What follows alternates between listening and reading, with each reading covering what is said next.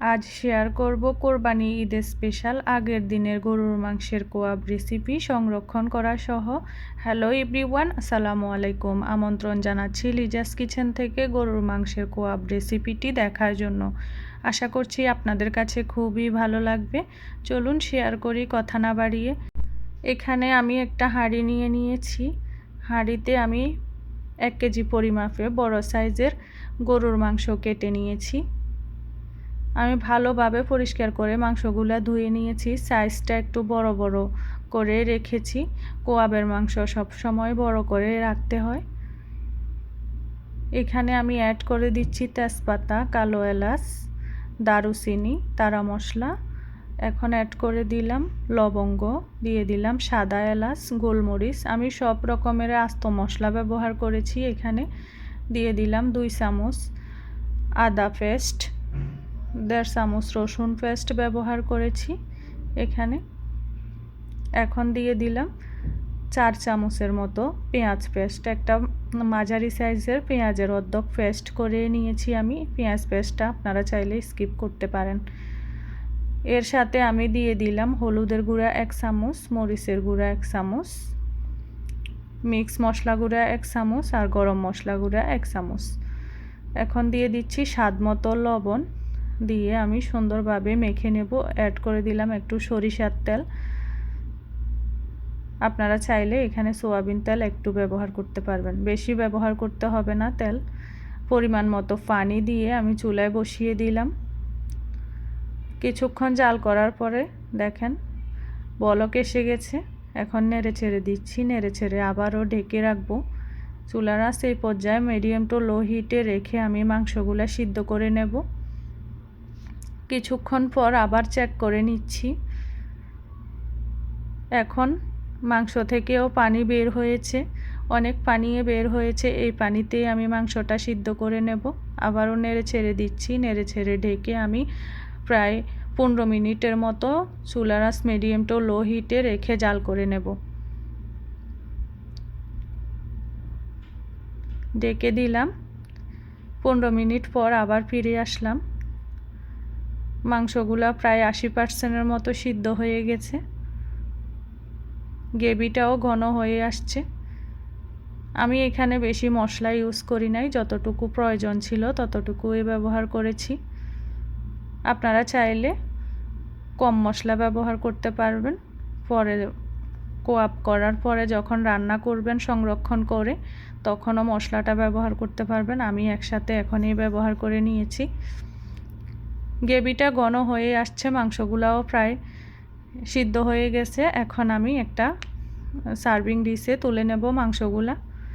এই তো আমি একটা সার্ভিং ডিশে তুলে নিয়েছি সেদ্ধ করা মাংসগুলা। ঠান্ডা করে আমি চুলায় একটি কড়াই বসিয়ে দিলাম ভাজার জন্য। এখানে আপনারা তেলের পরিবর্তে মাংসের চর্বিও ব্যবহার করতে পারবেন। আমি এখানে পরিমাণ মতো সয়াবিন তেল ব্যবহার করেছি। এখন মাংসগুলা দিয়ে দিচ্ছি ভাজার জন্য। আমি চুলার আঁচ মিডিয়াম টু লো হিটে রেখে মাংসগুলা ভেজে কোয়াব করে নেব। আগের দিনে যখন মা চাচিরা বা দাদি নানিরা এভাবে ভাজতো মাংসগুলা, তখন হেঁটে হেঁটে খেতে অনেক ভালো লাগতো। আবার সংরক্ষণ করেও রাখতো বছরের পর বছর। আগের দিনের মাংসগুলার মজাই ছিল আলাদা। এখন তো আমরা ফ্রিজে রেখে দিই, আগের দিনে তো ফ্রিজ ছিল না। তখন এই মাংসগুলো খেতে অনেক ভালো লাগতো। কার কার ভালো লাগতো অবশ্যই কমেন্ট বক্সে এসে কমেন্ট করে জানাবেন। এখন আমি নেড়ে ছেড়ে চুলার আঁচ মিডিয়াম টু লো হিটে রেখে মাংসগুলা ভেজে নেব। এভাবে করে নেড়ে ছেড়ে ভেজে সুন্দর একটা কালার আসার পরে আমি তুলে নেব। আর কিভাবে সংরক্ষণ করে রাখবেন ওই টিপসও আপনাদের সাথে শেয়ার করব। এখনও আমি নেড়ে ছেড়ে দিচ্ছি ভাজার জন্য। যারা নতুন রাঁধুনি আপু আছেন তারা ফলো করবেন। অনেকে এরকম আগের দিনের কোয়াবের মাংস খেতে পছন্দ করেন ফ্রিজে না রেখে। এখন তো সবার ঘরে এই ফ্রিজ আছে। যারা ফ্রিজে না রেখে খেতে পছন্দ করেন তারা আমার রেসিপিটি ফলো করে এই কোয়াবের মাংসটি সংরক্ষণ করে রাখতে পারবেন বছর জুড়ে। এই তো সুন্দর একটা কালার চলে আসছে। এভাবে আপনারা এই তেলে রেখে দেবেন সংরক্ষণ করে, কোনো একটা কাচের কৌটায় রেখে দেবেন। আর সপ্তাহখানিক পর পর বের করে আপনারা আরেকটু জাল করে নেড়ে ছেড়ে গরম করে নেবেন, তাহলে বছর জুড়ে সংরক্ষণ করে রাখতে পারবেন। আর চাইলে সপ্তাহখানিকের মধ্যেও সুন্দরভাবে রান্না করে সব ধরনের মশলা দিয়ে খেয়ে নিতে পারবেন। এই মাংসটা অনেক মজারই হয়। এই তো সবগুলা মাংস আমি সুন্দরভাবে ভেজে নিয়েছি। এভাবে আমি একটা কাচের কৌটায় রেখে দেব, তারপর সপ্তাহখানিক পর পর আমি বের করে একটু গরম করে নেব। এখন আমি একটা সার্ভিং ডিশে পরিবেশন করে আপনাদেরকে দেখিয়ে দেব মাংসগুলা কেমন হয়েছে।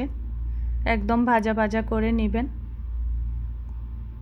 মাশাআল্লাহ, কালারটাও অনেক সুন্দর আসছে। আমি একটা সার্ভিং ডিশে এখন উঠিয়ে নিচ্ছি, আপনাদেরকে দেখিয়ে দিচ্ছি কেমন কালার আসছে। তেল চর্বিযুক্ত মাংস নিতে পারেন কোয়াপ করার জন্য, হাড় ছাড়া। এই তো সবগুলা মাংস আমি সার্ভ করে নিয়েছি। আশা করছি আপনাদের কাছে খুবই ভালো লেগেছে। ভালো লাগলে ফ্যামিলির সবার সাথে শেয়ার করবেন আমার এই রেসিপিটা। সবাই ভালো থাকবেন, সুস্থ থাকবেন। আবারও হাজির হব নতুন কোনো রেসিপি নিয়ে। আল্লাহ হাফেজ।